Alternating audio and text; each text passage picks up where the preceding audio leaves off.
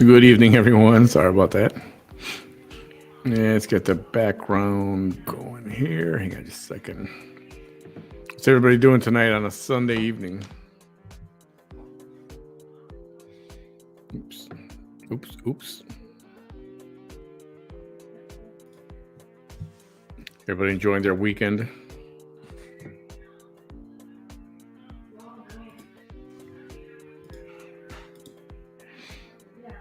Hello, everyone. Hello. Thanks for joining tonight. Should be a very interesting evening, that's for sure. Leo, Sam, hi, Lori, Melissa, Helen, welcome everyone. Cheryl, hey, what's up? Thanks for stopping by. So tonight we will be discussing the Gonzalez family. Call it a case. Call it their legal situation right now. And if you hadn't read any of the posts at all or anything, we were talking vegan all day. Started yesterday early, asking, what do you guys? Who's vegan?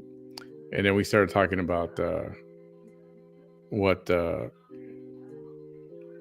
It was kind of a teaser, kind of putting that vegan mindset out there, and on whether or not, if you feed your child a vegan diet, is it healthy? Honestly, I don't know.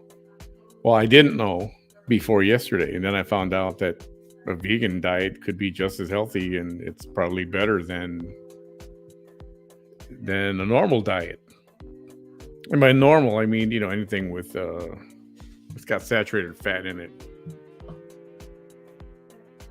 La Mera, welcome. Elizabeth, hi. So cold. Is it cold where you're at? It's not cold here anymore. It's like 70 today, I think. Yeah, 66 right now. It was cold this morning and last night. Idema, welcome. Helen just got home from work. Cool. Hilda, welcome. Isabel, hey there. We're just waiting for our guests to arrive.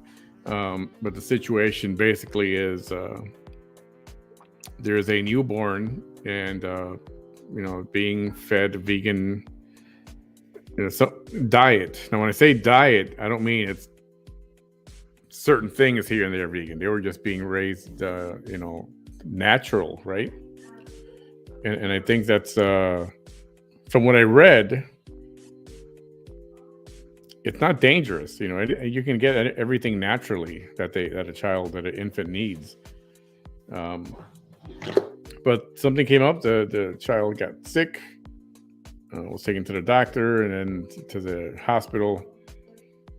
And well, I don't want to get into it too further. I'm just waiting for our guests to show up and let them tell their story. And if you did not hear, to Tuesday, I have got a special guest.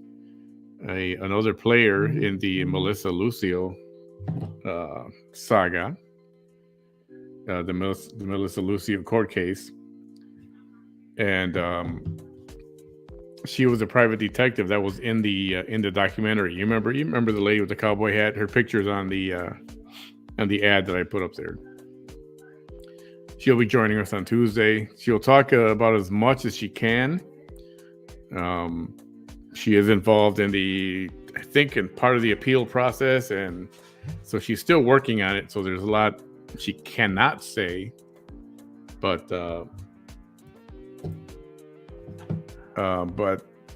we'll get around that, and we'll not get around it, but we'll just we won't touch on whatever she can't talk about. How's that?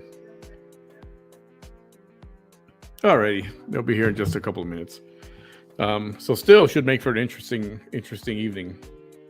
If you guys were not here last night, I decided, there was talk about,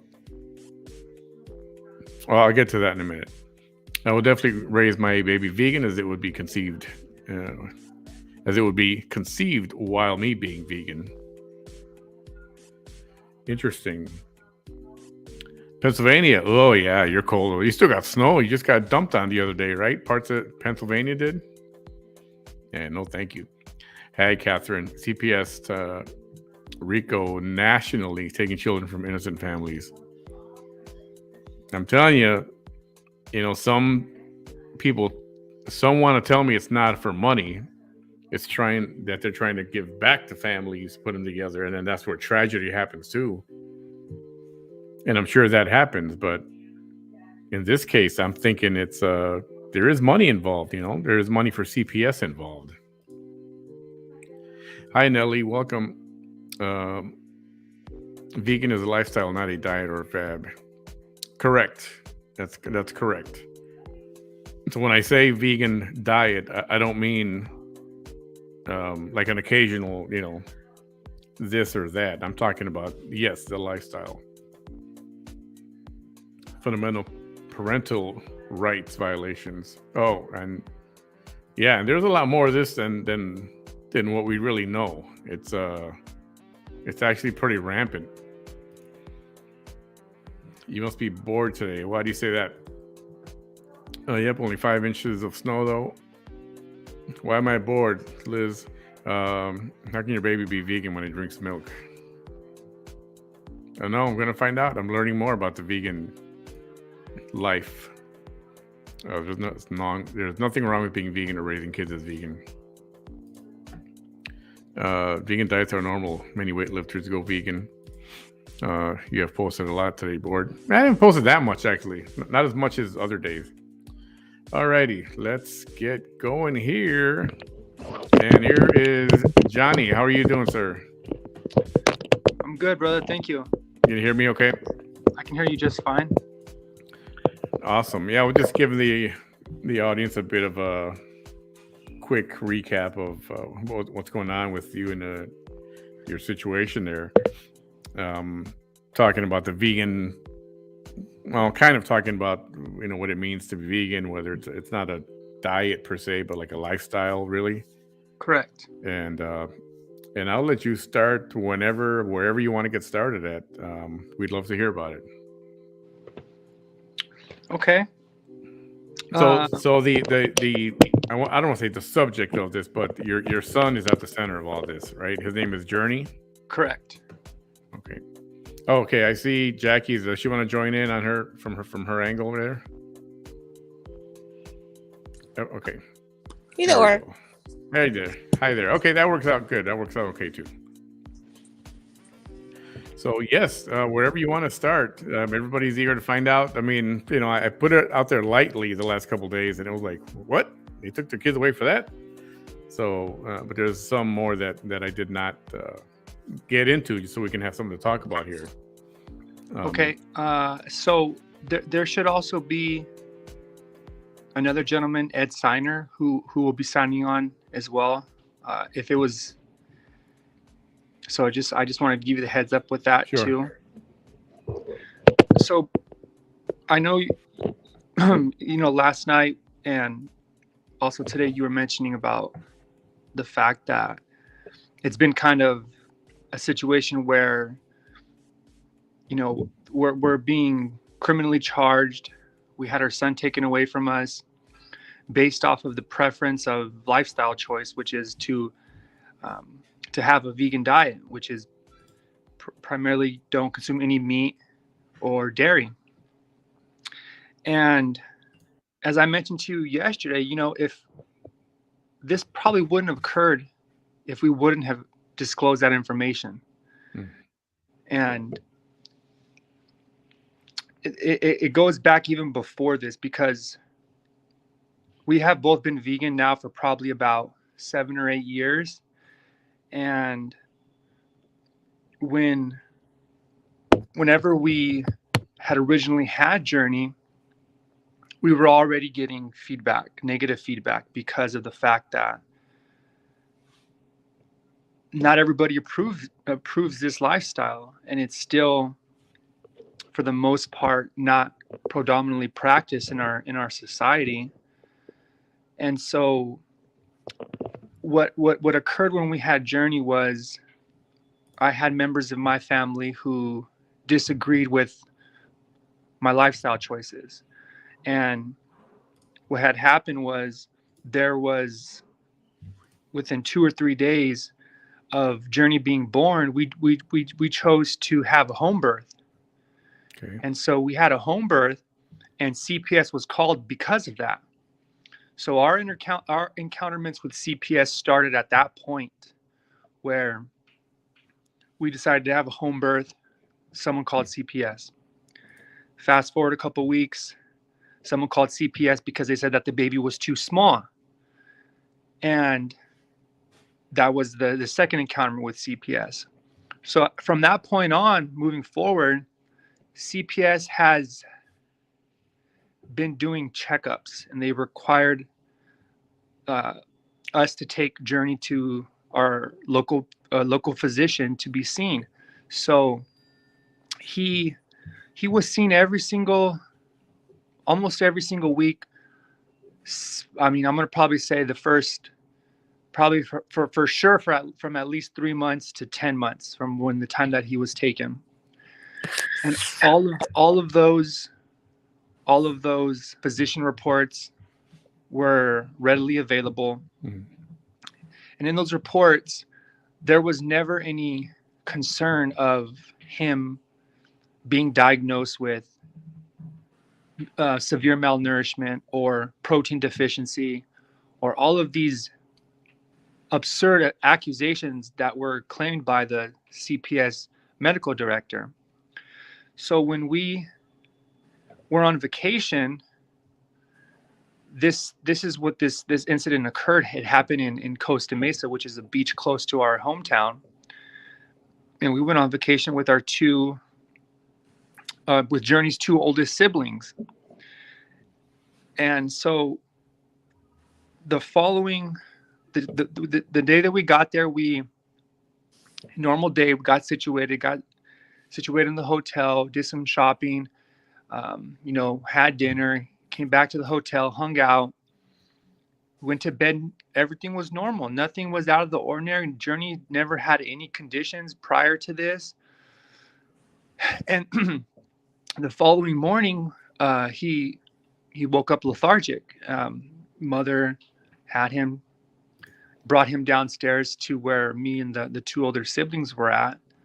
And, she said, "Hey, something's wrong with Journey." So when I took him, he was present, and it kind of resembled like he was just kind of like almost medicated on some levels. Mhm. And so we took him upstairs. We tried to, communicate with him. And then ultimately we decided to drive him to the emergency room. And that's where he was admitted into a Hoag Hospital, which is an emergency room in Costa Mesa. And he was seen by the physicians there, was given the test and procedures to identify what was occurring with him. Within a very short period of time, they analyzed that he had a very low glucose level, which is a low sugar metabolism. And at that point, they administered a glucose shot, which he at that point began to start to perk up a little bit, start to wake a little bit. And those that have ever had a low level of sugar, you could go all the way down to not even being able to function your body at all. Right. So at that point in time, he was given another glucose shot, and his levels were increasing back to normal range. And after about 2 to 3 hours of testing, they decided to, because the hospital there does not take in infants into intake, so they transferred him to Chalk Hospital. And when he got to Chalk Hospital, all of the reports were taken with him to the Chalk Hospital, and a doctor came on to take over the inpatient transfer. And that doctor happened to be the CPS medical director of Chalk Hospital. Now, at the time, we're just concerned parents. We've had a lot of time to reflect and to go back and put pieces together. So speaking from just being the perspective of the parents at the time, not really knowing what's going on, have no literacy of law or how CPS functions or how the government we had no information about any of that. We were just there because of our son. So what had happened was, because it was through the whole COVID BS, the hospital only allowed one parent to stay with Journey. So Jackie stayed with Journey. I went with the other two boys, and fast forward the day, I get a call from Jackie, and she's like, "Hey, CPS is here. They were asking me a bunch of questions, et cetera, et cetera. They want to go to the hotel and interview you." And again, at the time, we have okay, fine, that's fine. Like, we have nothing to hide. But I will say this, because I'm sure that parents will be able to review this at later times. If you ever get in contact, or if you're ever told by a CPS worker that they want to talk to you, or they want to engage with you, or they want to ask you questions, do not do it. That's very clear. Do not do it. They have no jurisdiction to overstep those boundary lines unless you give them consent. The second you give them consent, they can do whatever they want to do. So it doesn't matter if they show up with officers or anything. That's just a means to protect them. It's not a means to, but they use it as a means to intimidate us. Yeah.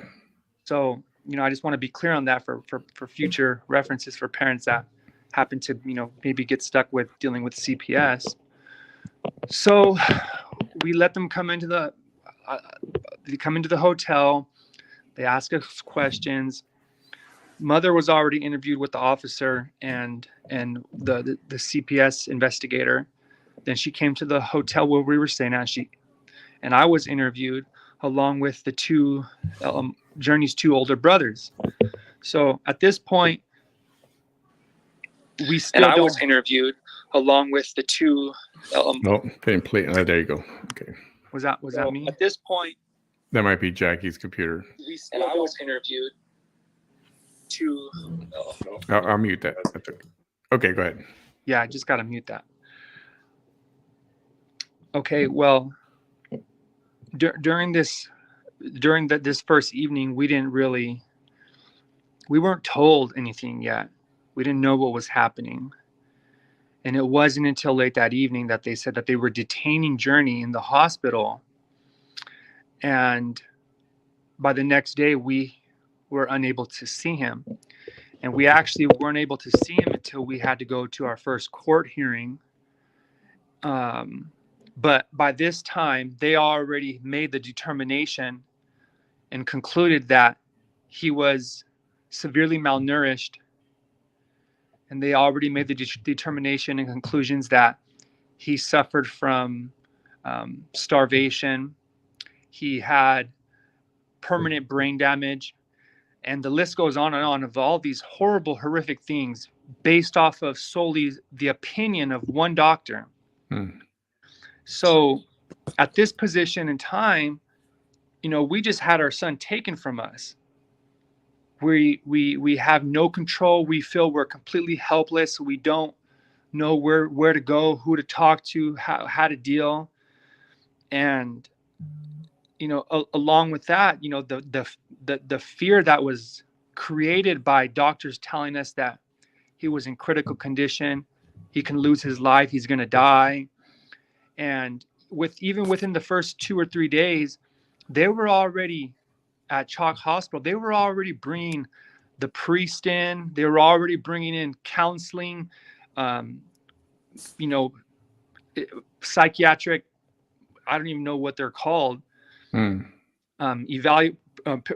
persons to come in and comfort the family. And they even brought in a doctor who was supposed to help with the transition of a kid dying, basically. And, we're dealing with all of these people while we're still trying to, we don't even know what's happening. The one thing that I recall, though, when this happened was when we first took him to Hoag Hospital and he was transferred to Chalk Hospital. There was a gap that I saw him August 1st, midday, and I didn't see him again until which was the next day. And at this point, he had never taken any form of medication. Mm-hmm. He had never done any procedures. He had never, had any X-rays, ultrasounds, any of that stuff done to him. So when I saw him the next day, his whole body was swollen up. He had, bandages and bandages and pipes and tubes coming out of him. They had a breathing apparatus on him, and he looked like it was just so difficult to see him like that.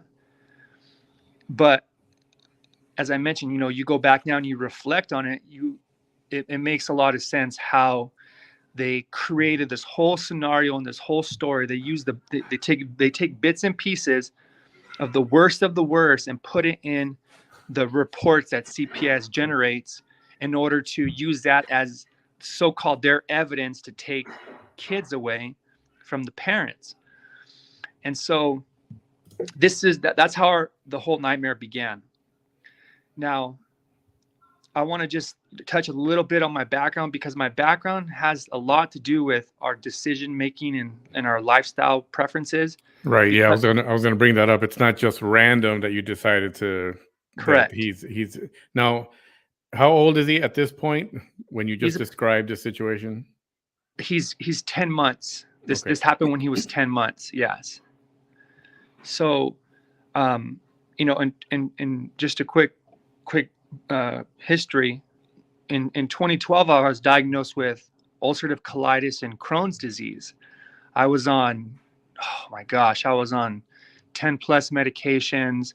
I was going from doctor to doctor to specialist, the Northern Cali, Southern Cali.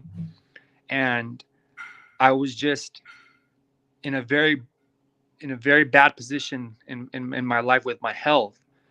However, because I've been a trainer for so long, I had a great physique. I was still very, very lean, a lot of muscle mass. I was consuming high levels of protein. I would track my calories, but it was on a standard American diet. And, that just deteriorated the internal health. And this is where in 2014, I read the book, The Mucusless Diet Healing System by Arnold Ehret. And my perception of health changed at that point. So I went vegan. I started to incorporate more fruits and vegetables. I eliminated meats and dairies and processed foods and processed sugars. And my health did a complete 180, And this led me to further pursue that and to learn more and more about how the body operates and functions and works, and how nutrition and herbs actually help and heal the body from any condition. It doesn't matter what the so-called label is. So that led me to become a detoxification specialist under a doctor from Florida named Dr. Robert Morse, in which at that point I was already helping and working with other patients and clients who had reached rock bottom in their health and were seeking an alternative remedy outside of allopathic medicine. So I've had the opportunity over the sum of 5 or 6 years to take my health in a complete 180, take the health of my kids complete 180, and also those of others that have reached out to me and seek for my consultation. And that has been like the foundation of our what we do in our work, and what we promote in our gym, and how we teach the masses or people who are willing to listen that a plant-based diet is in fact the key element to reclaiming true health. And if I can ask just real quick, what is different? What is it that the baby is being fed under the vegan life? Well, see, What's different to compare to what? so here's the thing. There is no difference, because the only difference is you're not giving them dairy milk. That's it. Because a baby doesn't eat meat. They don't eat pasta. They're not eating Mhm. this stuff yet, but they start off with, fruit juices, smashed up fruit when they start to become able to move their lips and their tongue. And then you're going to go into your vegetation. You have your avocados, you have your cucumbers, you have, your zucchinis, your squashes, you have your sweet potatoes, so you're not doing anything different. You're not doing anything different. And this is the part where it's just the unconsciousness of the idea of a plant-based diet, because we are raised on a standard American diet and believe that protein is the source of life, and we got to consume so much milk for growth, and we got to eat meat to be strong, and all of these foundations of I know I say this with no disrespect for anybody's choice of life, but it's BS.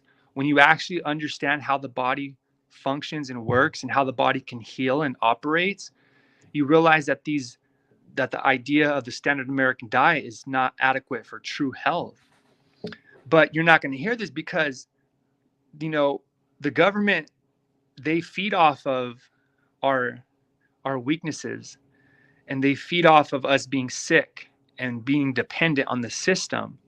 So if you have somebody that's healthy and independent and says, I don't need to go to the doctor, that's a patient lost.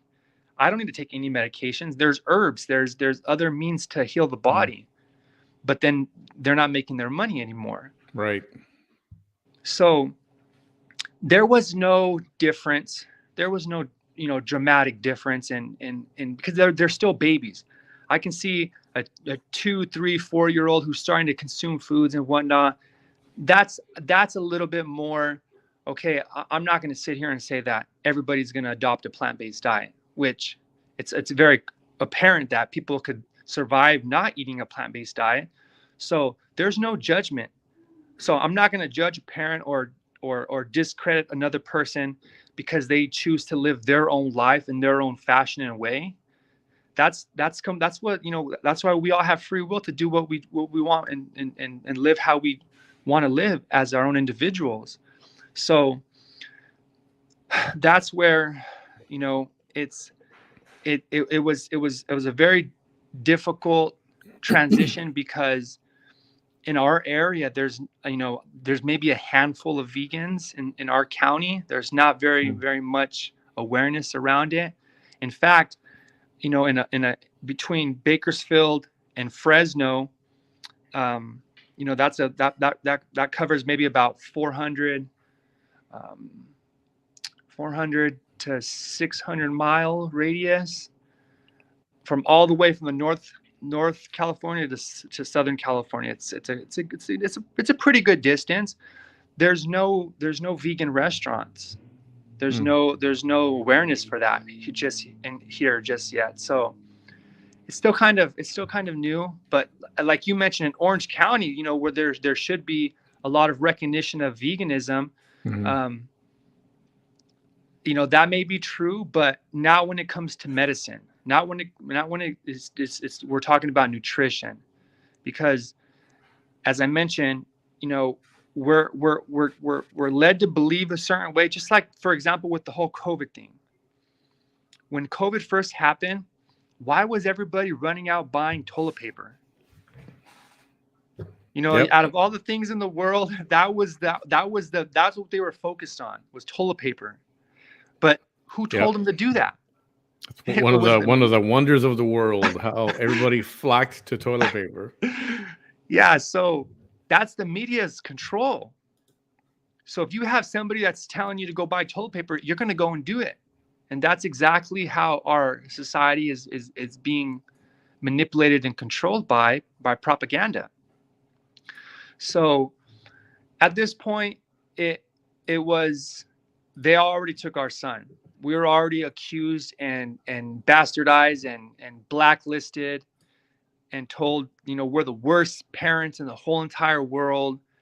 And how could we be so cruel?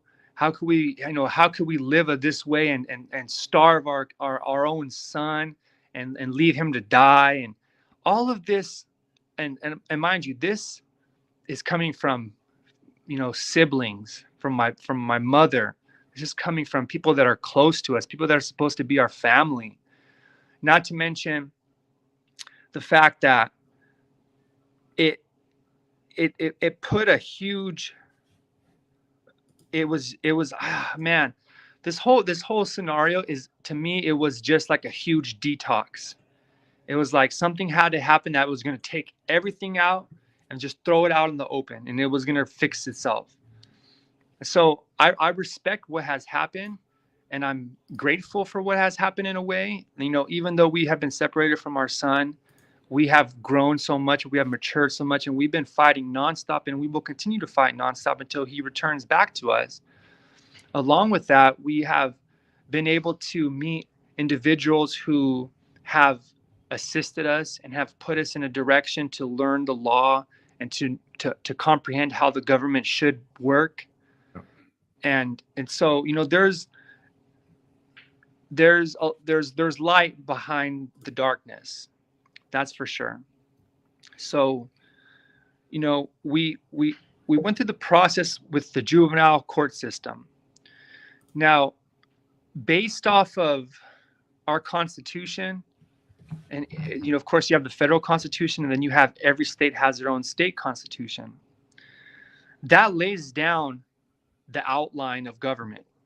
And those that listen to this, they, if you comprehend this, you could understand the law pretty simple. The federal Constitution is the supreme law of the land. The people created the Constitution for the government. Okay, so now you have a government that is being operated under the vision of the Constitution. Now, by the way, the baby looks super cute. He looks like a very cute kid. Yeah, he definitely was. A little chubby cheeks, a little bald head. Yeah, and that's how we still recognize him. Even though he's matured and has gone a little bit older now, in our minds, we still see our little baby, because we haven't had a chance to hold him in almost it's been over a year now. Oh, that's terrible. Yeah, it most definitely is. So that's why we know now this is not happening to just random people, and this is a big thing that parents, if you're going through this, understand that it's your time to step up right now. It's your time to be a voice. It's your time to fight. It's your time to be educated, because if you're going through something, you have to grow through it. And if it puts you in a position where you lose your kid, that may seem like the end of the world, but there's purpose and meaning behind it, and you have to figure that out for yourself. And that is something that I will tell any parent going through this, because I know that there's those dark days, especially when it gets so close to your home of your own flesh and blood.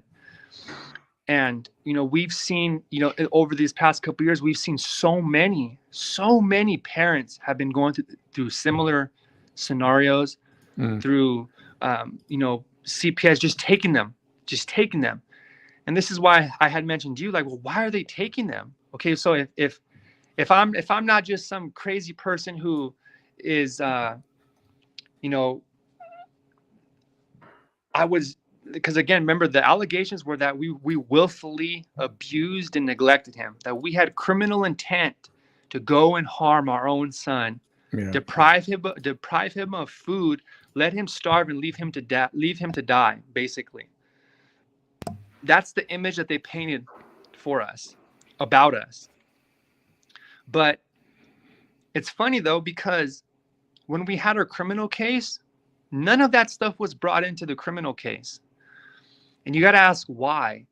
And the reason being is because all of it was hearsay. All of it was accusations, not sworn under the penalty of perjury.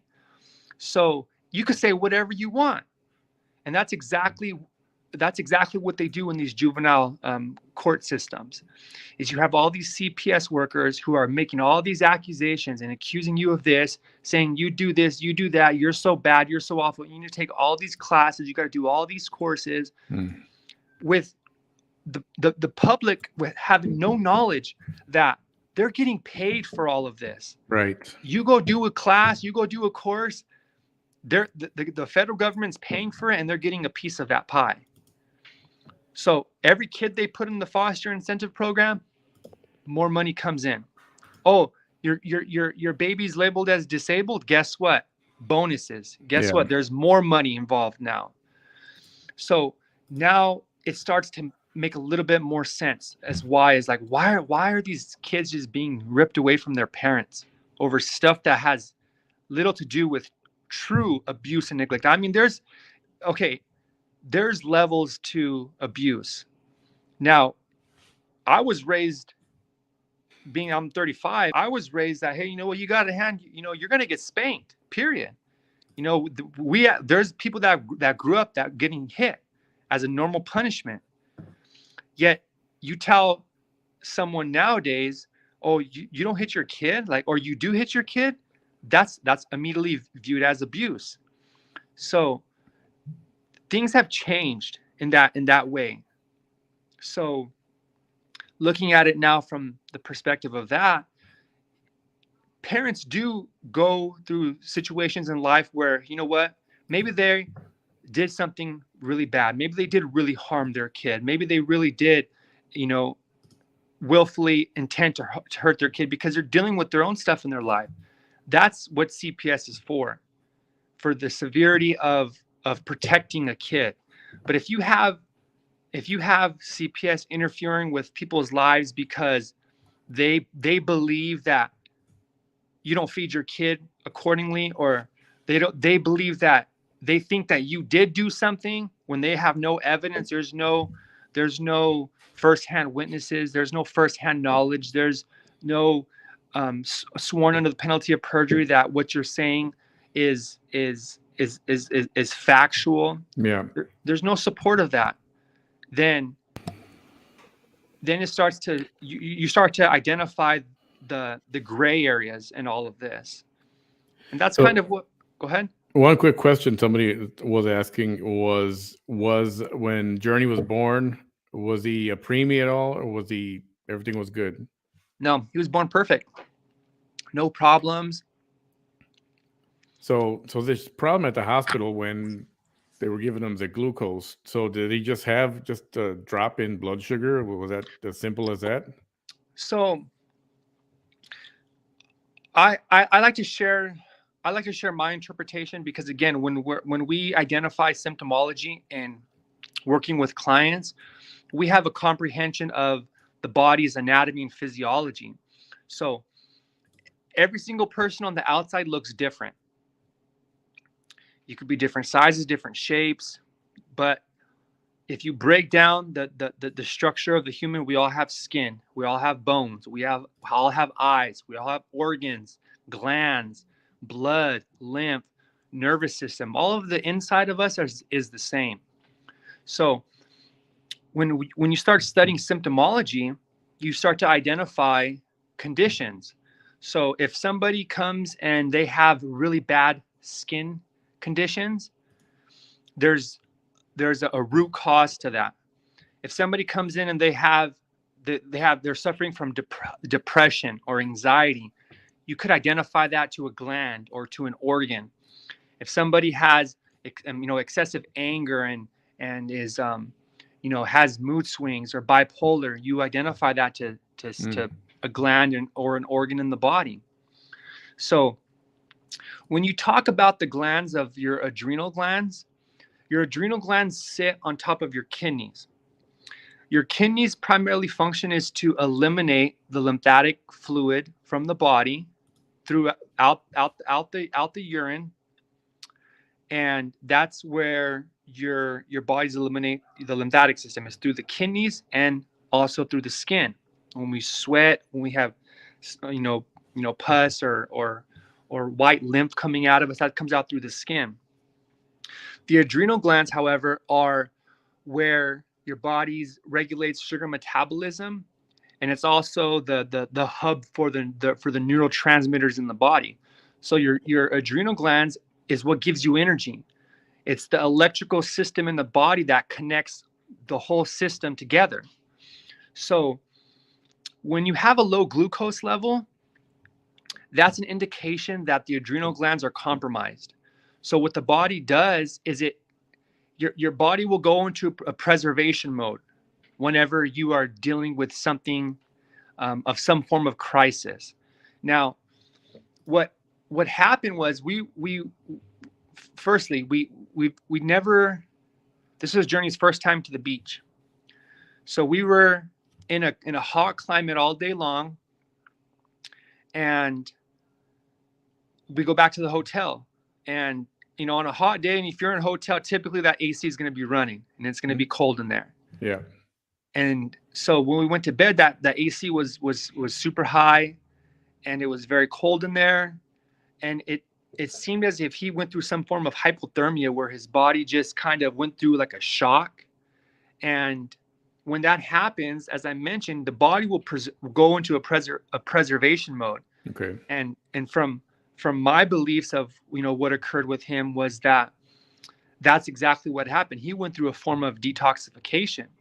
So there's a treatment called hot cold. It's called the hot cold treatment, which is if a person needs to purge out waste from their body, they'll get in a very hot climate, and then they'll transfer immediately to a cold climate, and then they'll go back to a hot climate, and then they'll go back to a cold climate.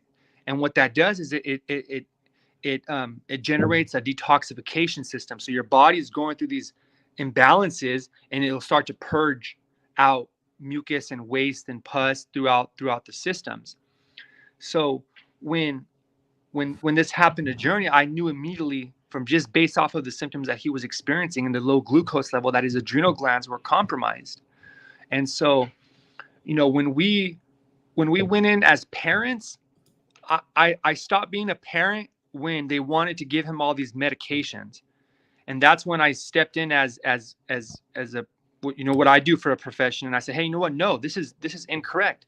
Your diagnosis and your beliefs of what you should do in giving him these forms of medication, we're not going to partake in this. And that is ultimately what happened at that point was, they just took away medical decision making for our son. And what about talking about vaccines? Added, what did they do anything? Did he get vaccinated at all?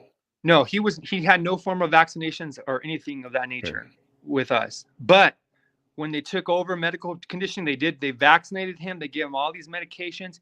This poor baby right now, at least from the last time that we were aware, he was taking at least 7 different forms of medication.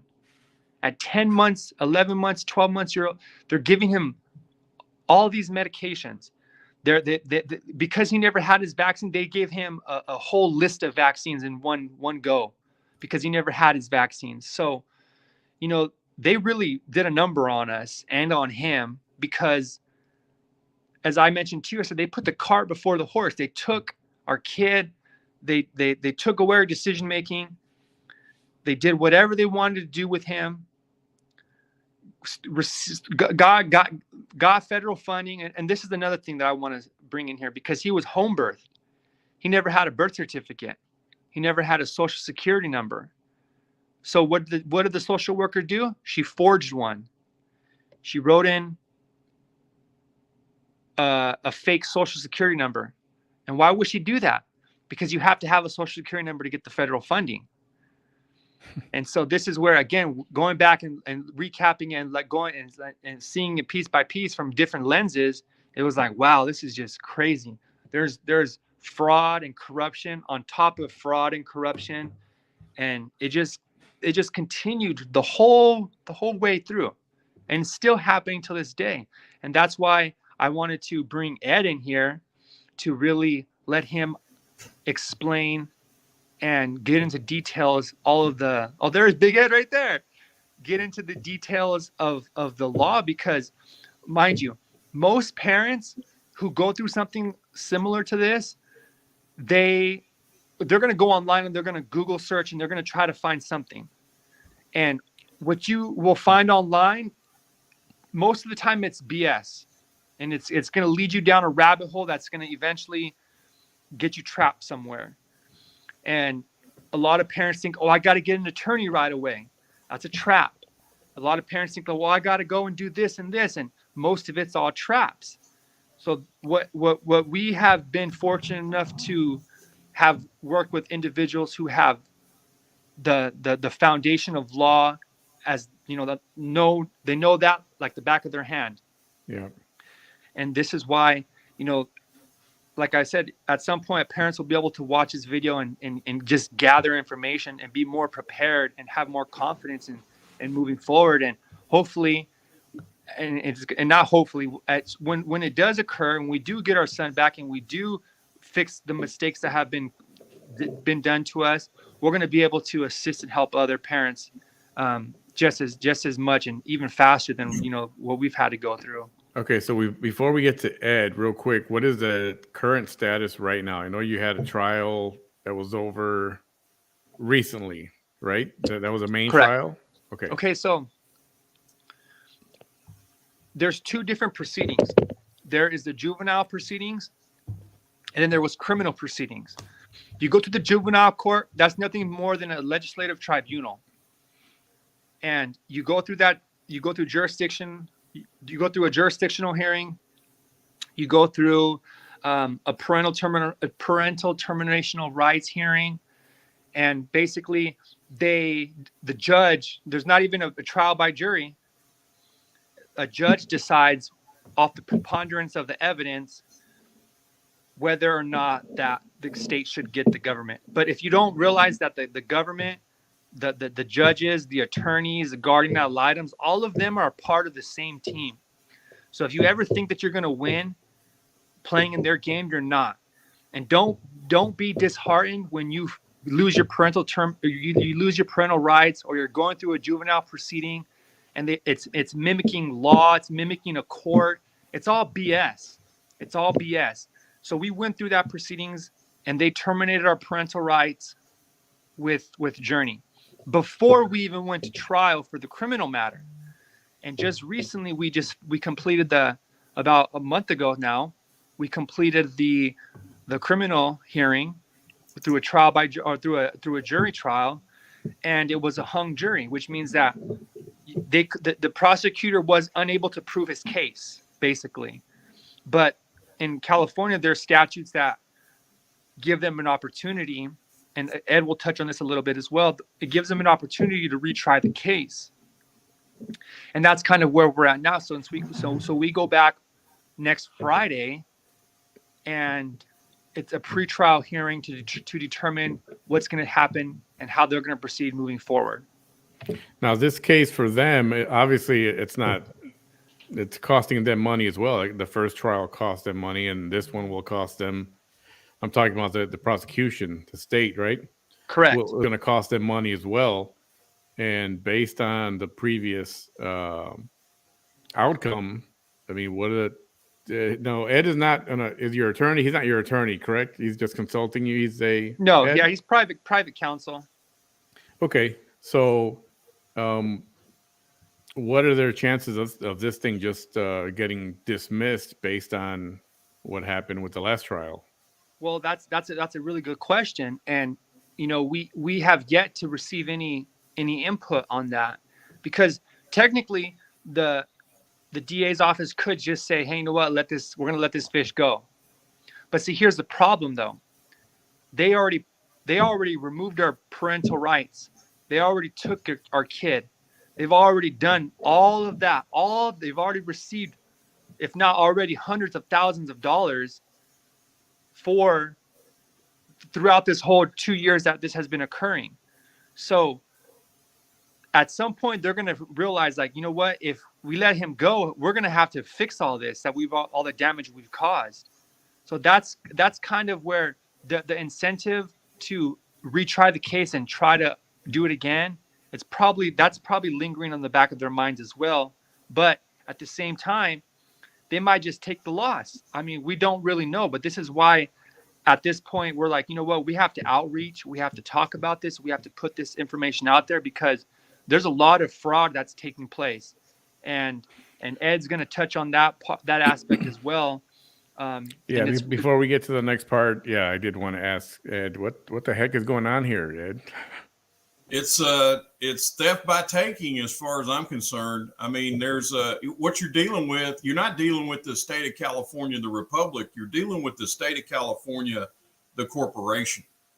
And these tribunals that Johnny's been in, both in the civil sense and the criminal sense, are both nothing more than for-profit corporations. As a matter of fact, we've got the DUNS numbers for both of the courts that Johnny has been in. Mm. So we're up against a corporation, and for those of you that might not know this, state statutes are nothing more than bylaws. They're corporate bylaws. They're policies and regulations. So when a judge tells you that they're law, don't believe. And Johnny can attest to this, and Jackie can too. Don't believe everything a judge tells you. I mean, Johnny has had several instances already where he's had to inform the court, in open court, inform the judge that it's a felony to lie from the bench, because we went over some of the things that they may try to do, and sure enough, they tried to do it. So, look, you know, what I love about Johnny and Jackie is they're fighting to the death for their child. And anybody that does that unless the state can prove willful intent. See, what the state does is they take your child and then they presume that you abandon your child after they keep them for 6 months. Mm-hmm. In this case, and most of these CPS cases, the parents don't have any choice. They don't have any choice in the matter. So they start making presumptions. That's what these corporate courts do. They make presumptions, and some of them are very outlandish. But you know, we'll talk about that. I do want to tell everybody that wants to know, though, the DUNS number for the state of California is 071-549-000. I've got the city of Los Angeles. I've got their DUNS number 159-166-271.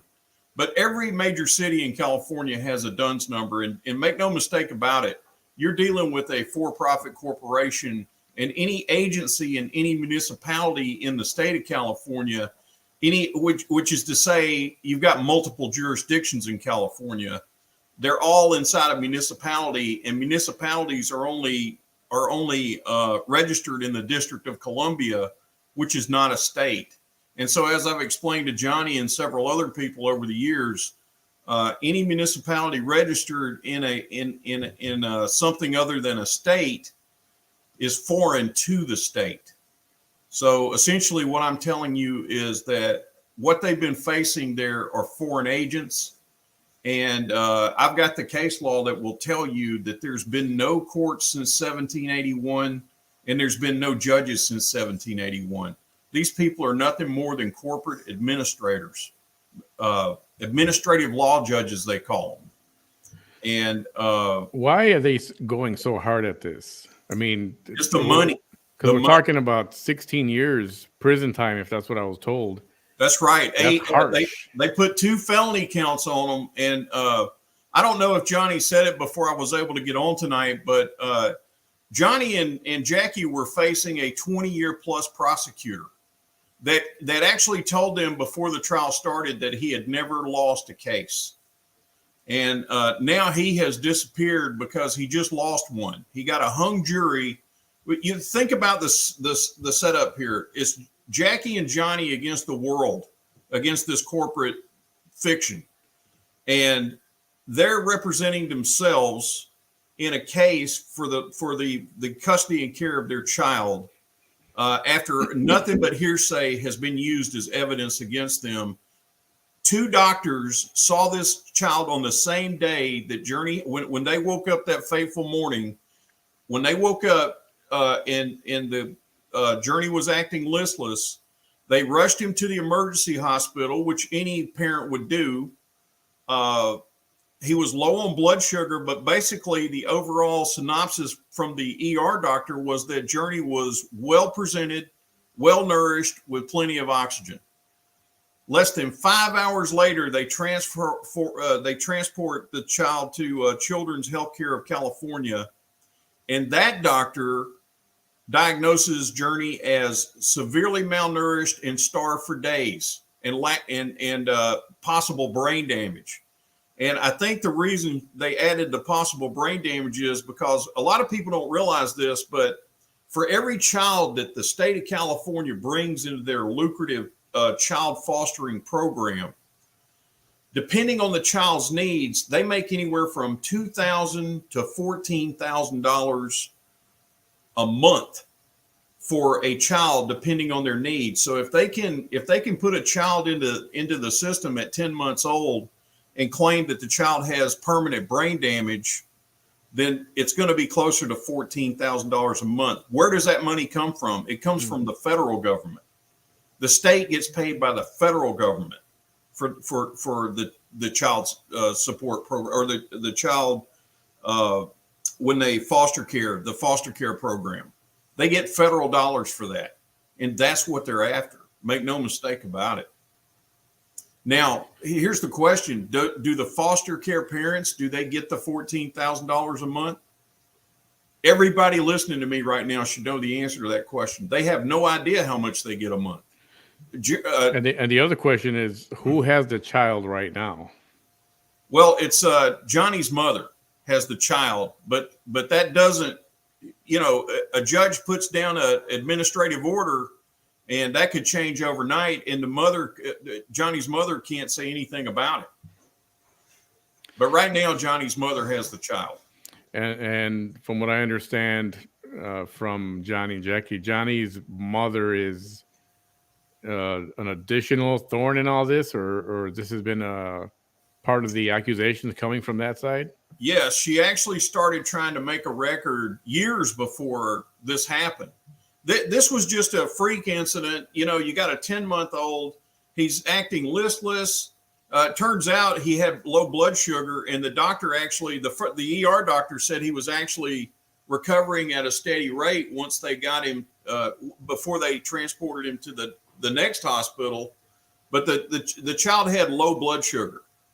So like all of us, when we wake up in the morning, we're at our lowest as far as blood sugar. But I think coupled with the fact they were in the sun all day the day before, and they were in a cold room at night, I mean, I can see something like that happening. But of course, they grilled Johnny and Jackie for hours because there was a criminal investigation done, and they separated them and grilled them for hours, and neither one of them changed their story. We did nothing wrong to our child.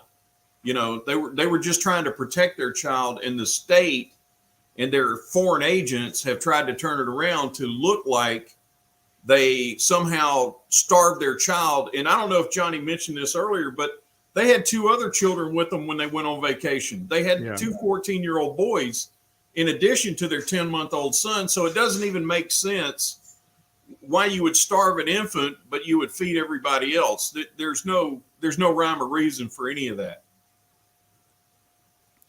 So, yeah, this is very bad. So what can be the outcome next week for them? Well, you were right, Manny, when you said that it cost the city of Orange a lot of money. I mean,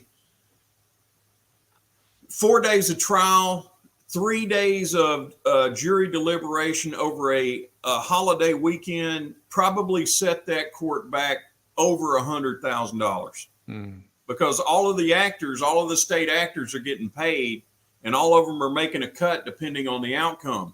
So when Johnny and Jackie got a deadlocked jury on felony count 1, which was willful neglect, it was 7-5. Seven jurors voted to guilty. 5 jurors voted not guilty. That's almost a deadlocked jury. Yeah. But on the second count of willful child abuse, it was 6-6, and it was deadlocked. And that was without an attorney.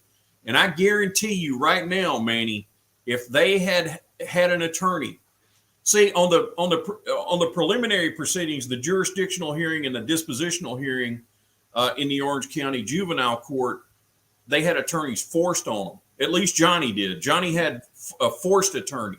Mm. And they don't allow a jury trial, which we could never get a straight answer to. If you look up in your state constitution, your California Constitution, Article 1, Section 16 says that right shall remain inviolate, which means if they if they ask for it, they get it. But that's not what's happening, and that just goes to show you the way they've manipulated these corporate bylaws that they call state statutes. This is one of the problems that you're going to face if you get into one of these. Johnny said the right word. It's a tribunal. Has anybody ever noticed on the show when you go to a courthouse in California, they've got the civil flag flying proud in front of it, but as soon as you get in the courtroom, it's that yellow fringe flag? I have seen that, yeah. A flag is a warning. It always has been. And what that three-sided yellow fringe flag means, it's war. And for anybody that doesn't understand that, look up a picture on Google of the color guard and see what the guy in the Army uniform, see the flag that he's flying in the National Color Guard. It's the same flag that you see in that courtroom. It's a warning. They're not practicing. Your state was founded on constitutional law just like my state was.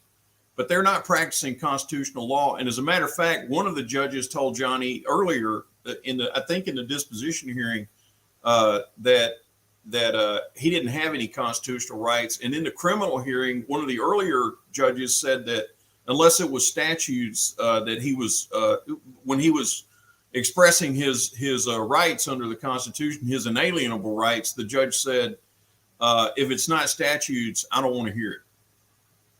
That's what you're facing. Wow. So I want to go back. I know Jackie's there. We can get her to. If Ed, you want to stand by for just a little bit? Sure. Let's talk actual food. What's involved in a vegan diet for the baby? I know somebody asked whether the child was breastfed, and you did answer that in the chat. If you're going to just address that a little more, and then maybe, what are the things, what is everything in a vegan diet, in a vegan system? Is there anything you have to do different since you're not feeding the baby? I'll call it conventional, baby food. No. Can you guys hear me? Yeah. Okay. So Journey was pretty much on all organic foods. I would make my juice as well as his own juice with my juicer at home. I did not feed him any store-bought juices. Everything was made homemade. He was eating zucchinis. He was eating fruits, vegetables, basically regular food that a baby eats, just organic and homemade. Quinoa, chickpeas, beans, what else? Yeah, pretty much everything that a regular baby eats, just all organic and homemade. And formula. And formula. Yes, he was on I breastfed him till like about 5 or 6 months. And then I was having issues with my milk supply. So we switched over to a plant-based organic formula. So he was having that. Us Hispanics, we tend to feed babies more solid food as soon as they're able to basically eat solid foods. So he was having a little bit of formula, but throughout the days he was having solid foods. Again, fruits, vegetables, grains, all that. So he was eating throughout the whole day. But according to this dietitian at Chalk Hospital, he was not fed enough, according to their chart and their guidelines of what a regular baby should be eating. I believe they estimated he should have been consuming 36 ounces of milk. Again, he was having like 2 bottles per day, 2 bottles of 8 ounces of milk, plus juices, plus all of the solid foods. So aside for just a drop in glucose, the baby was fine and healthy, and there was not a problem. Right, even the day before. And that's what the doctors, or Dr. Wong at Chalk, which is a child abuse doctor, she kept saying that she did not believe us that he was able to sit. Jackie, you should tell them about your when you had the attorney, your experiences with the services that social services provided you and what the other parents that were in those classes had to say. Yes. I was taking a child abuse class because I assumed that if I did everything that CPS suggested, which basically take child abuse class, counseling, what else? A parenting class. I took like 5 parenting classes. I took anyways, I I did my child abuse class up in that county because everything was still through Zoom because of COVID. So everybody in that class was in there because of this child abuse doctor at Chalk. This same Dr. Wong, everybody was in there with the same allegations that they abused their child. Everybody was in there. So you guys don't go to the hospital that day. Chances are we're not sitting here talking right now. Yes. If they don't go to that emergency room first, they would have already lost their kid and already be in prison. The only thing that saved them was the God's grace and the fact that they took that child to the emergency room first, because the jury didn't buy the fact that you got 2 diametrically opposed opinions from 2 medical doctors within 5 hours of each other. I mean, either the kid is well nourished and plenty of oxygen, or he's starved for, severely malnourished and starved for days, but you can't have both. It can't be both ways, not in the span of 5 hours. And that is why they got a deadlock jury as well, Manny. And then what about your other, we saw the photo with your other sons. Is everyone there on a vegan? Are they in the vegan life, or were they raised vegan young? No, those are my boys. No, my boys are already adult children, except Jaden. Jaden is 16, and then Journey's just turned 2. My 3 boys are on a regular standard American diet, but they are open to eating my food or our food. Yeah, so they are open to eat basically any type of food that they want, that they like. But yes, no, to answer the question, they are not vegans. All right, and let's we lost Johnny. Did we lose him? I was going to ask, let's dive a little deeper into, it's Johnny's mother who's making some of these complaints or bringing up issues. Yeah. So I'm just trying to figure out how much to really disclose, because as I said, sometimes when you go through things, you have to figure things out on your own. And through this experience, I don't care.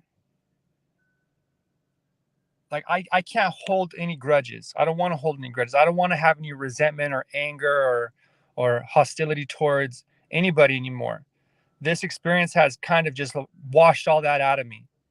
And so when I look at what has happened with my mom, it's been very difficult to put into words, because I really believe that in her mind, in her heart, she feels that like she's holding on to some form of anger or some form of pain that she has inside of her, and she's projecting it onto myself and onto others, because this is not the first incident that this has happened. Something similar to this happened with my grandpa. When my grandpa got sick, she turned against her brothers and her mom, and she blamed them. She said that this is their fault that he got sick. Then when my uncle had died, was getting close to dying, or did die, she blamed his wife. And so same type of scenario where she wants to make somebody be the villain, and she wants to come in and she wants to be the hero.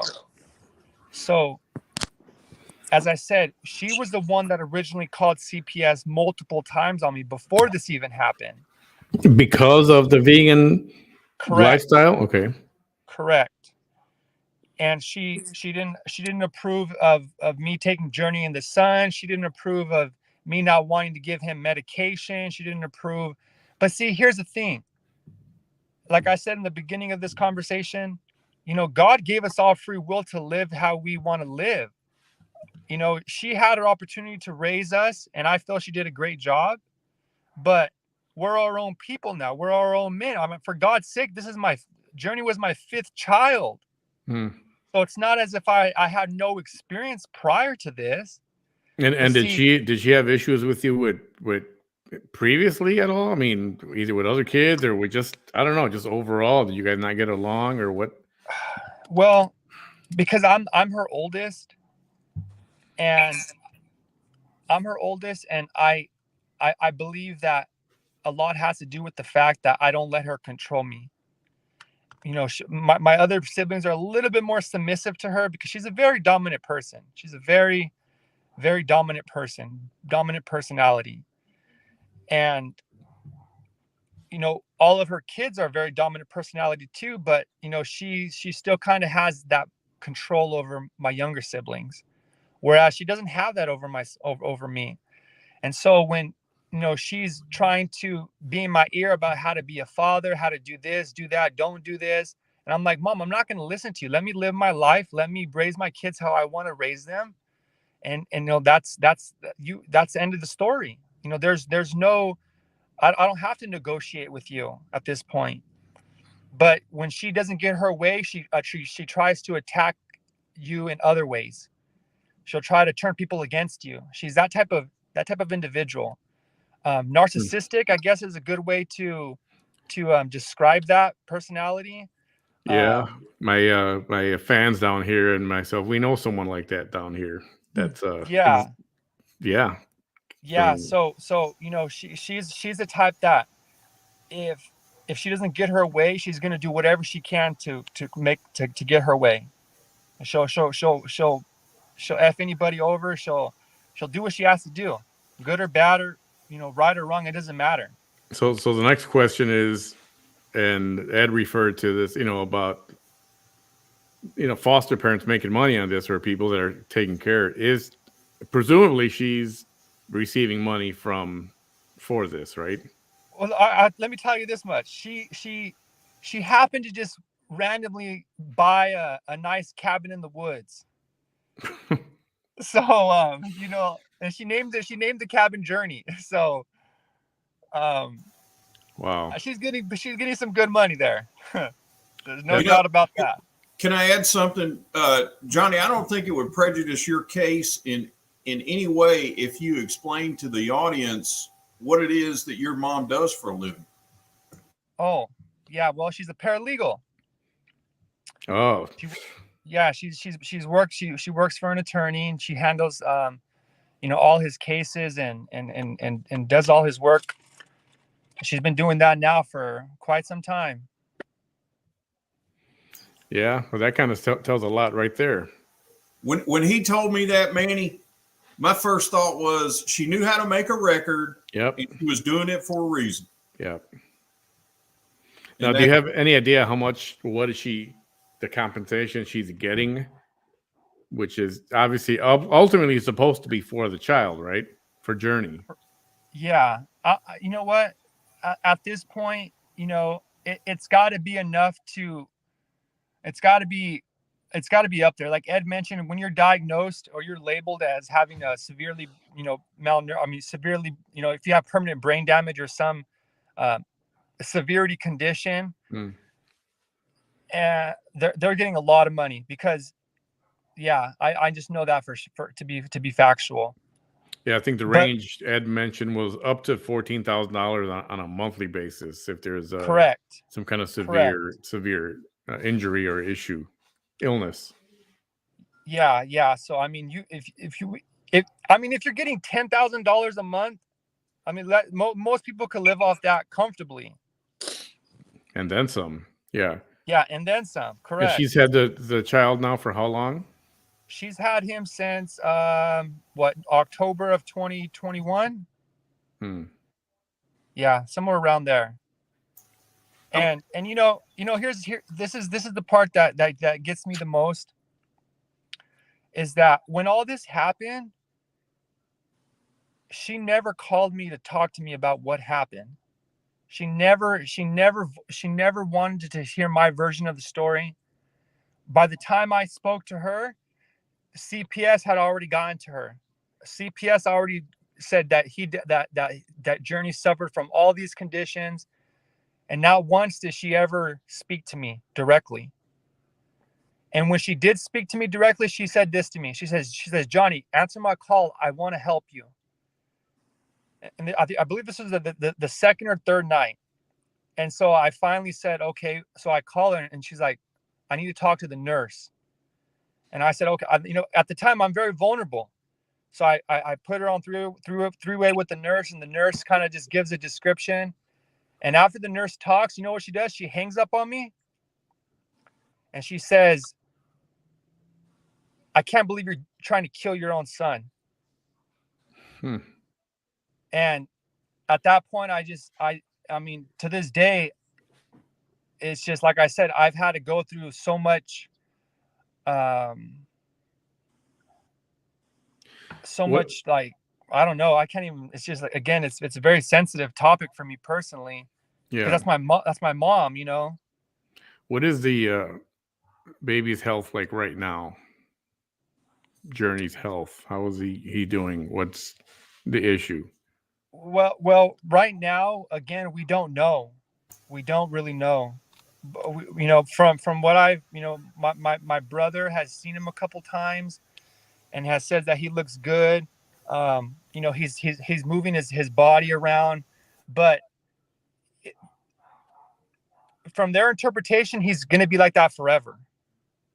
That he's permanently going to be a vegetable, or he's going to have limited. He's always going to be behind. But at least until the case is concluded, Manny. Yeah. Right. Yeah. Right.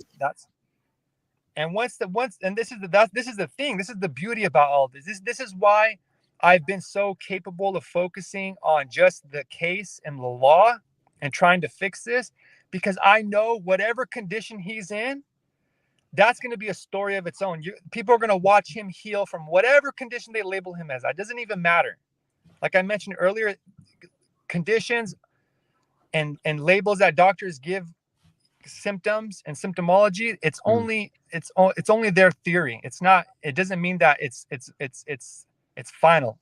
And they won't.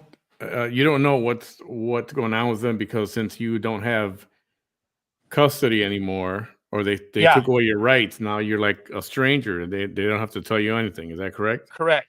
And your mom is not going to tell you anything. She feels how she feels towards you, so she's not even going to share that information. Nope. She's never sent us a picture. She's never even, nothing. Yeah, so, we put up another photo of him. I mean, he's a really cute kid. Where's this one? Here it is.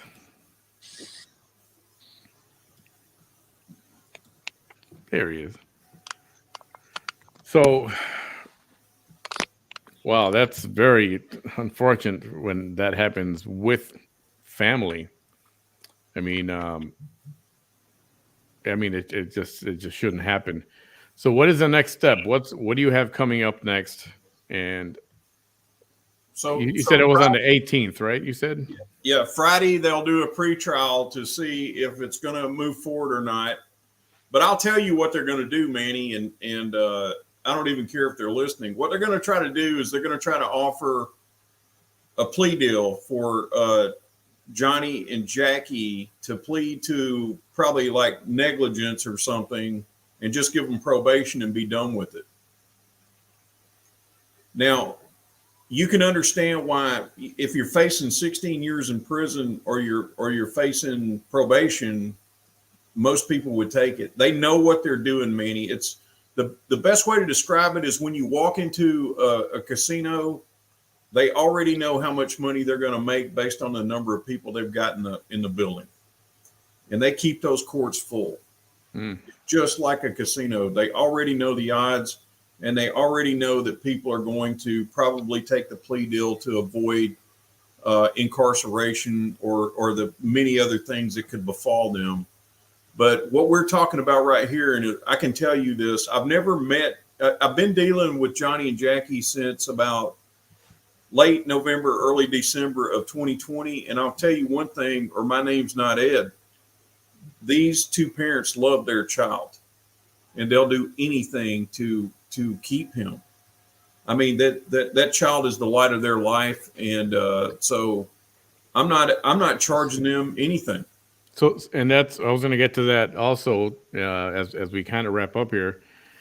They're representing themselves, right? That's right. They did something that most people can't do, and I think that gave them the impetus to, if they want to go for it again, then we'll do it again. But they did something that most people can't do, and I'm so proud of them. Is there no one that would help them pro bono, or isn't there? The ACLU, would they not? Is this not their kind of thing? See, the problem is, Manny, when you take an attorney in one of these corporate tribunals, the way the law is structured, if let's say that your rights are violated, the appeals court can't even consider that because you had the benefit of counsel. That's the way the law is.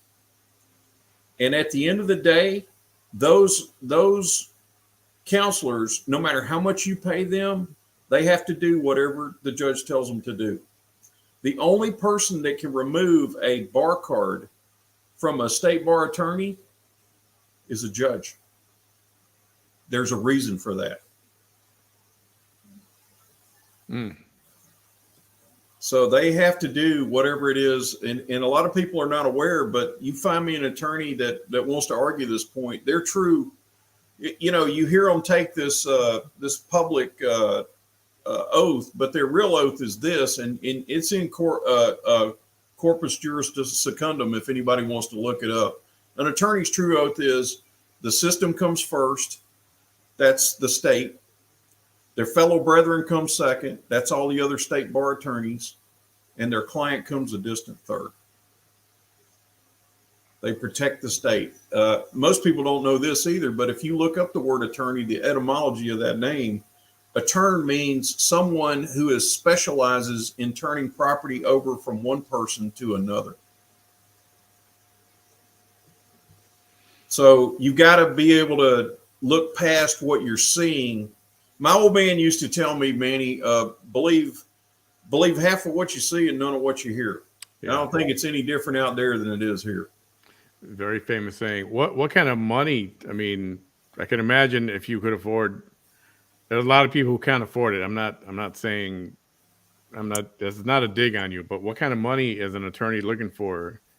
Represent something like this. In Jackie's case, where she had an attorney, Jackie, when we first started this, truly believed that she had to have an attorney. And I can't blame her for feeling that way. Most people would. Johnny's just a warrior. He knew it was wrong what they were trying to accuse them of because of the love for his son. But Jackie felt like she needed one.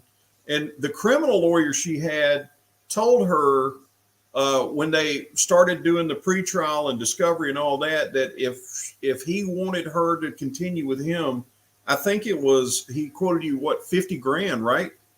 Jackie, he quoted you some amount.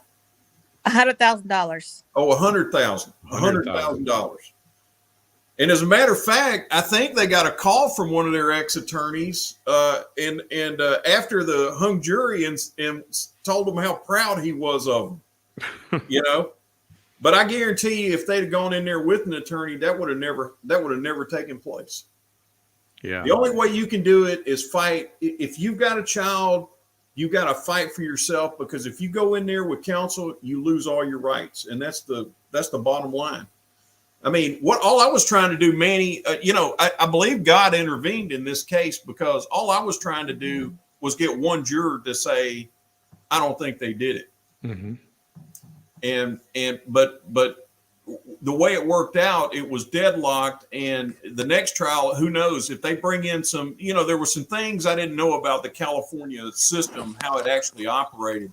If anybody's ever looked at the CCP for California, the Code of Civil Procedure, you're better off trying to put together a 5,000 piece puzzle and missing half the pieces than understanding that code.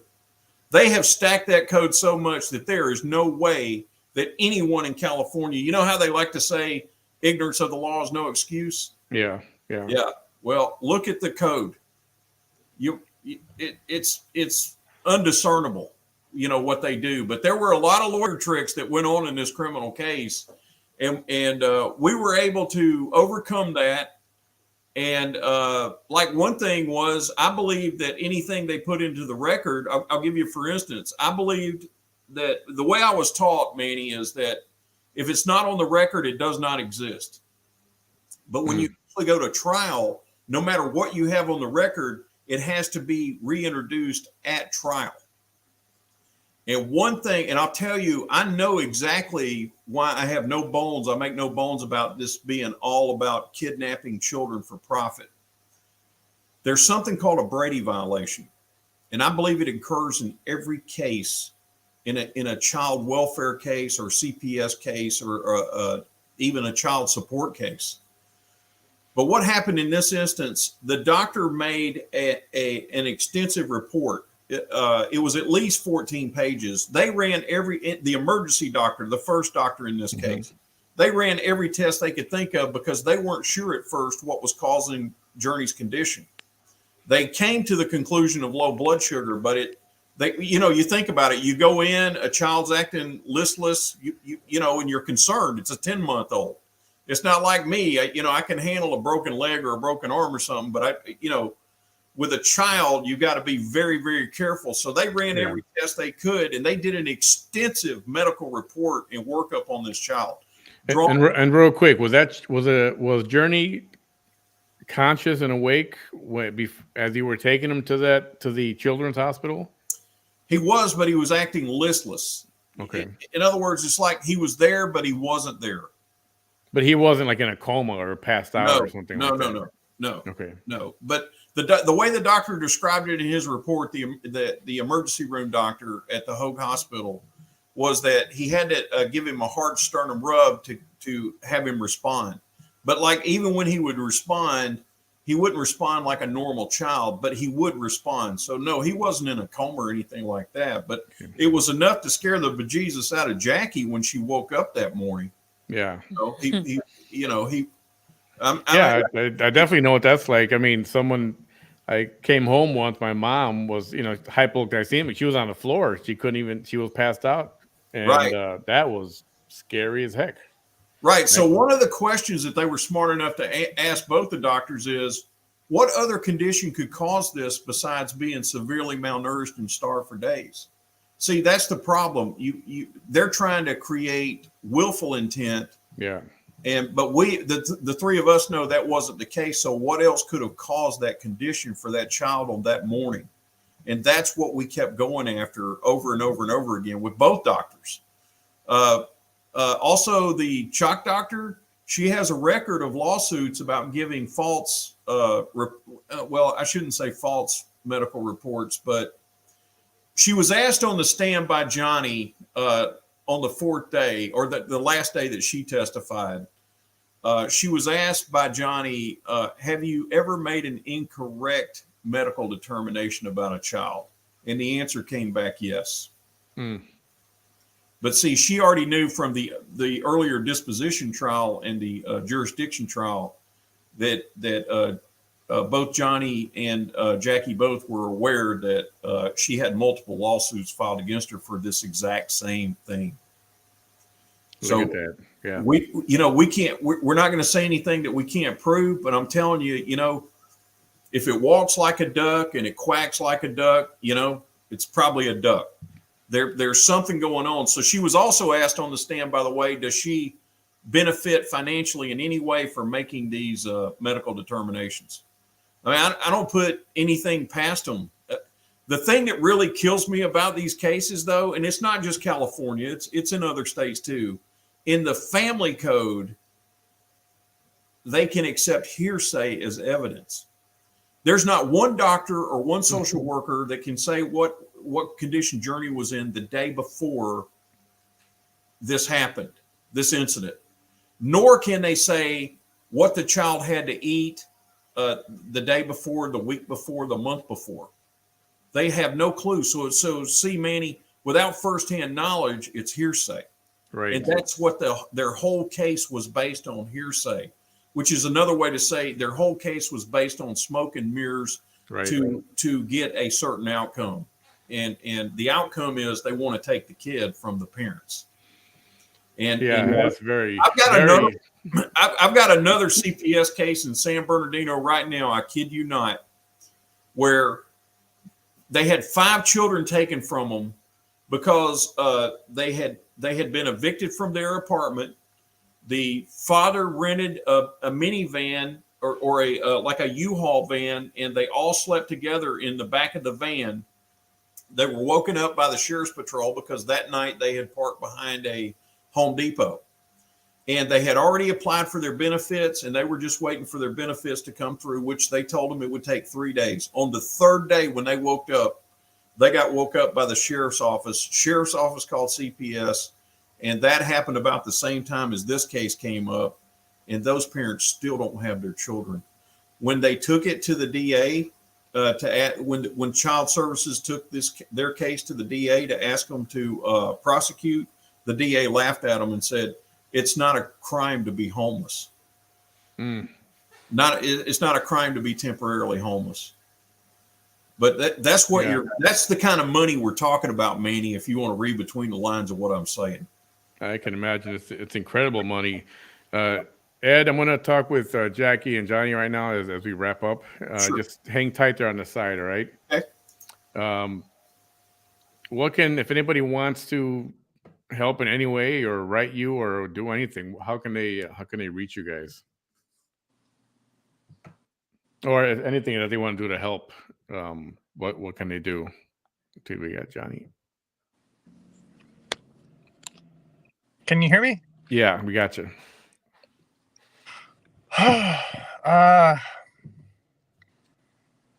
Well, I guess for final conclusion of this, just keep Journey in your prayers.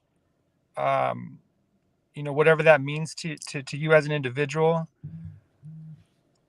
I know parents are going through this throughout the nation. It's not just happening in one specific state, but it's happening everywhere. And when we comprehend that it's happening because and all for money, we have to at some point figure this out together. So we got to educate ourselves. We have to know what rights we should stand on. We have to know what the role and purpose of government is, which includes CPS, which includes the sheriff's department, which includes police officers, which includes these judges and these attorneys. So just educate yourself, be ready to fight. That's kind of the biggest thing that I could offer to anybody. And as far as with us, just keep our family and other families in your thoughts and prayers, and know that if one family wins, it's gonna push towards all the families getting their kids back. And that's kind of where myself, I have taken that thought process is where, I'm gonna get my kid back. There's no doubt about that. But I'm also going to know how to help others get their kids back too. And that's the goal right there. Is it's not just about our family. I think this has happened to our family because we're strong enough to go through this and still be willing to push forward, regardless if we're tired or hurt or in pain or have burdens, we're still strong enough to push forward. And I value that. And that right there alone is, it's much bigger than what meets the eye for sure. Yeah, definitely. Jackie, anything you want to say to close up? Anything at all? Um, yeah, no, just like Johnny said, keep us in your prayers. I do believe that God is with us. Prior to this, I was more of a spiritual person, and I'm still am, but I'm more into God now because of all the blessings. Yes, my son, I still don't have him, but I know I will. I will soon. Um,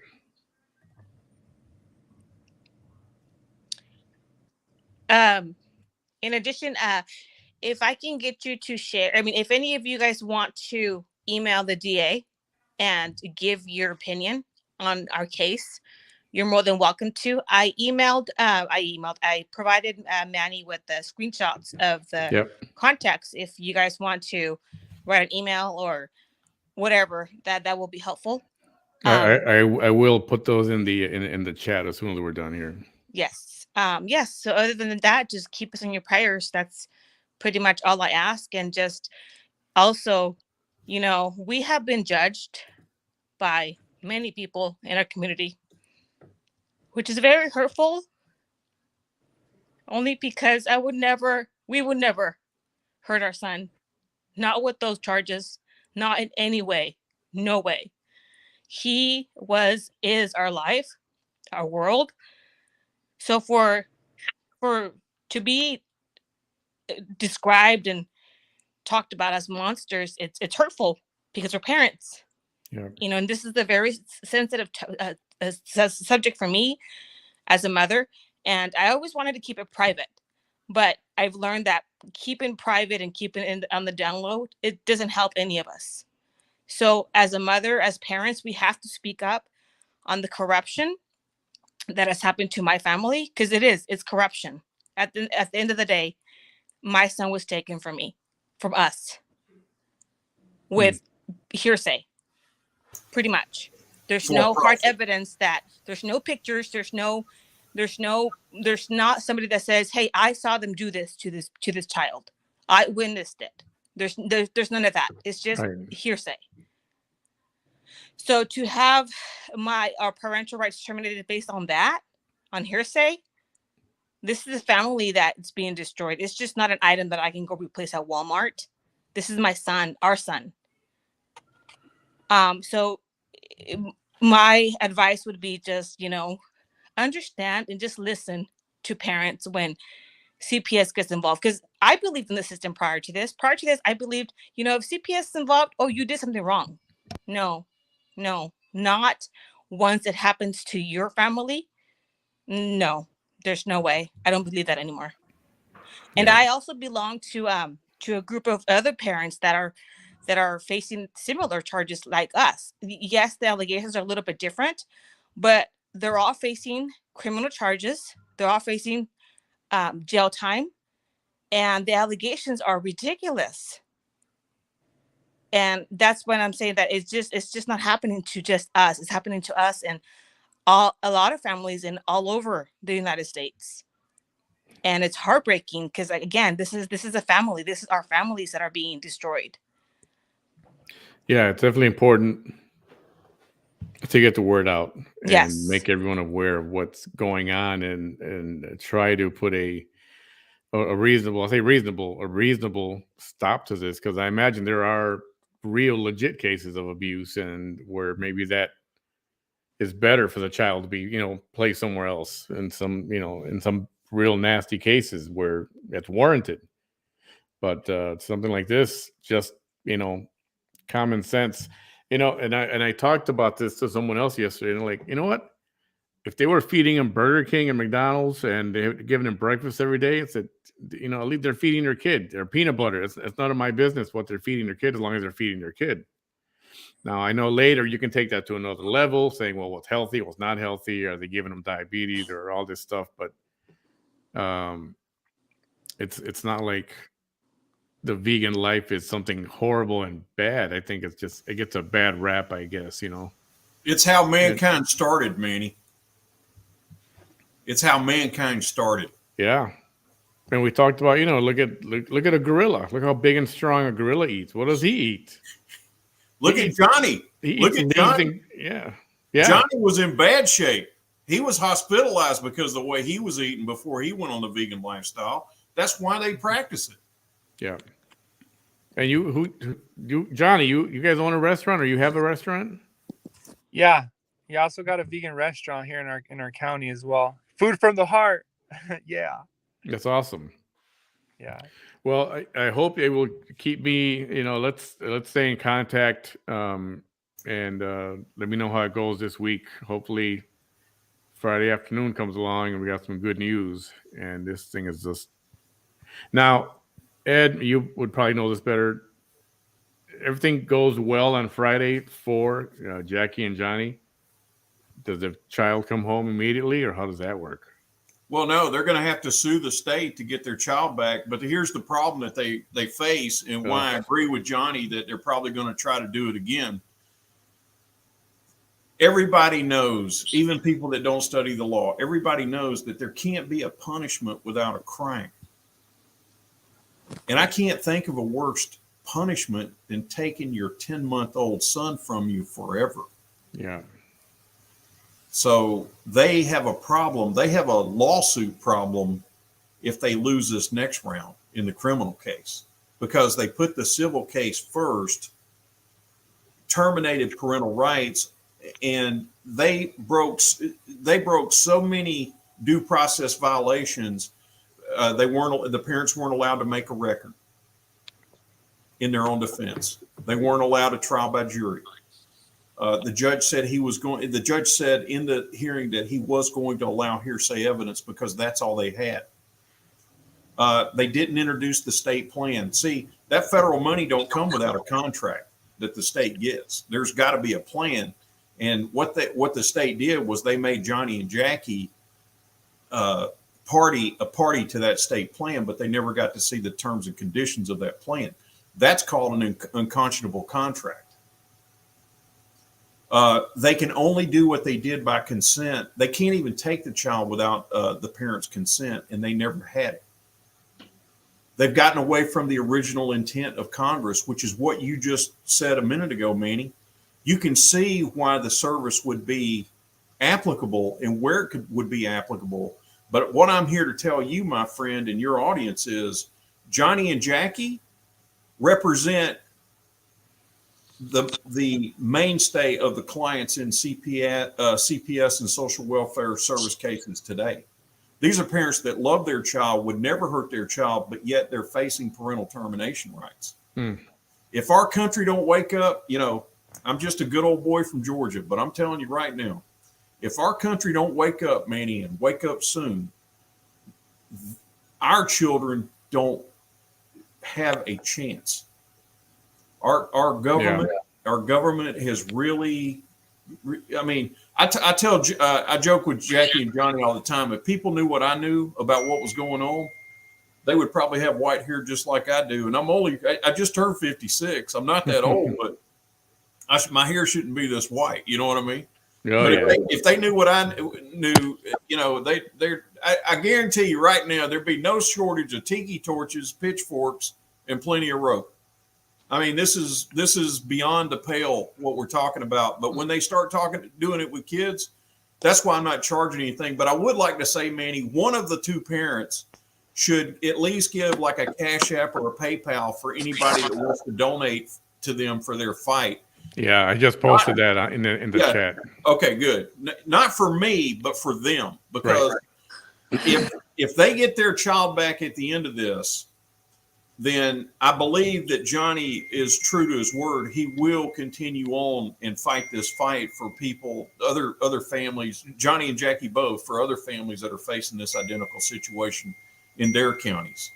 Yeah, and that will be the ultimate to have this resolved, have the baby back, and then continue to help others. Yes. Ed, thank you so much. Ed, stand by. Yes. Jackie and Johnny, thank you so much for sharing your story.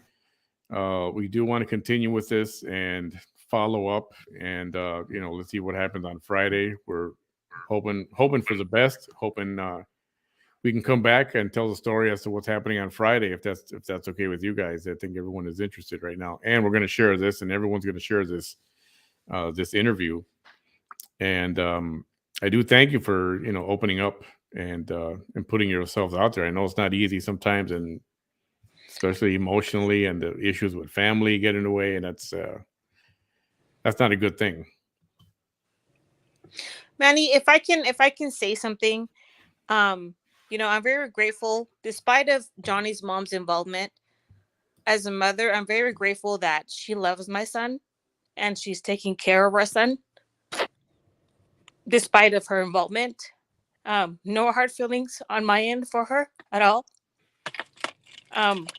If she's watching this, I'd like to thank her, and I appreciate everything that she's done for my child. I can't be there for him, but at least she is able to care and love him and nourish him, and the best that she's able to. So for that, as a mother, I'm grateful to her. Yeah, that's tough. Are you not? Is it a court order not to see the child, or is she just keeping we him? lost all parental rights for my son. So until the appeal process gets resolved, we basically have no contact with him. I mean, there's no like legal no contact order in force, but as of today, we have no say so. I mean, and you're not on terms where you can just you can't see him whenever you want to. No. So she just holds that card right there. No, if she wants to, she can say, you know what, come over and spend a half an hour or whatever. She probably can. I don't know like the legality of that, but yeah. Yeah, that's terrible. That's terrible. Yeah. All right, Ed, I got you back here to stay with us. Jackie and Johnny, thank you again so much. And I'm already getting some messages saying, let us know what happens on Friday, or if anything happens sooner than that. So let's stay in touch. You guys okay with that? Yes. Thank you. Awesome. I appreciate it. I appreciate you guys so much. And again, hang tight. Don't disappear just yet. Okay. Everyone, thank you for hanging out. Thank you for there's a whole chat going on. I know Jackie's been answering a lot of your questions, and she's been commenting on there as well. That's been great. Don't forget Tuesday. We got a great show on Tuesday. Look up the notification on that. And any other input or questions you have, feel free to send them to my inbox, and I can pass them along if I don't have the answers. And thanks for hanging out on this Sunday evening. And thank you so much. Have a great night, everybody.